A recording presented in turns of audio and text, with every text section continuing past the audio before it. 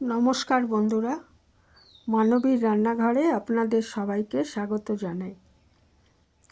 আমি আজকে বৃষ্টির দিনে খাওয়ার উপযুক্ত একটা স্ন্যাক্সের রেসিপি নিয়ে চলে এসেছি। সুজির পকোড়া বা সুজি আলুর পকোড়া। তো এখন তো প্রায় রোজই বৃষ্টি হচ্ছে। এরকম বৃষ্টির সন্ধ্যায় এরকম পকোড়া যদি চা বা কফির সাথে থাকে অথবা সসের সাথে খাওয়া যায়, খুবই ভালো লাগে। তো এর জন্য আমি দুটো আলুকে সরু সরু করে কেটে নিয়েছি। এটা ভালো করে ধুয়ে একটু ভিজিয়ে রেখেছিলাম কষটা বেরিয়ে যাওয়ার জন্য। তারপরে এটা ছেঁকে জলটা ছেঁকে নিয়ে নিয়েছি।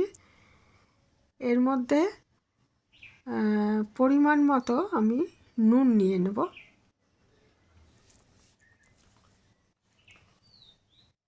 এক চামচের একটু কম নুন নিয়ে নিচ্ছি। আর দুটো মাঝারি সাইজের পেঁয়াজ আর একটা টমেটো কুচি করে রেখেছিলাম, ধুয়ে কেটে রেখেছিলাম, সেটা নিয়ে নিলাম। নিয়ে নিচ্ছি এক চামচ মতো চাট মশলা।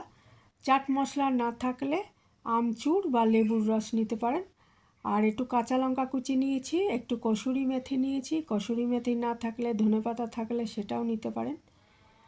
আর দিয়ে এটা ভালো করে মেখে নিচ্ছি।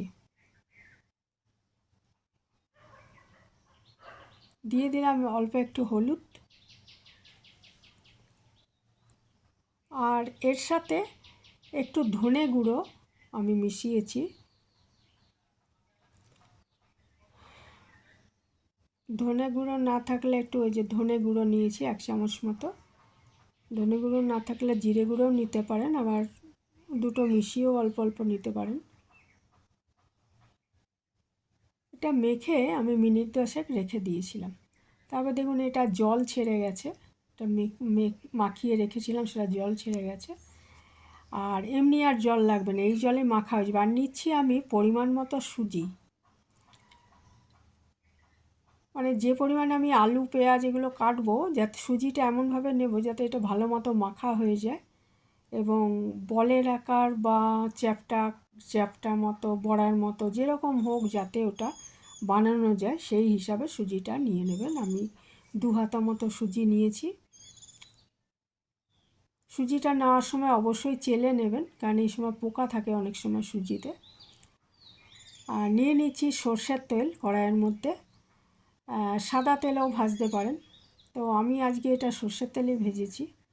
একটু বলের আকারে একটু ওইগুলো গড়ে নিয়েছি, হাতে করে নিয়ে একটু বলের আকার দিয়ে এটা আমি তেলটা গরম হওয়ার পর দিয়ে দিচ্ছি।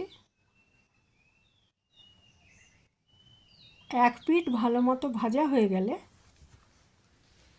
তখন এটাকে আমি উল্টে দেবো।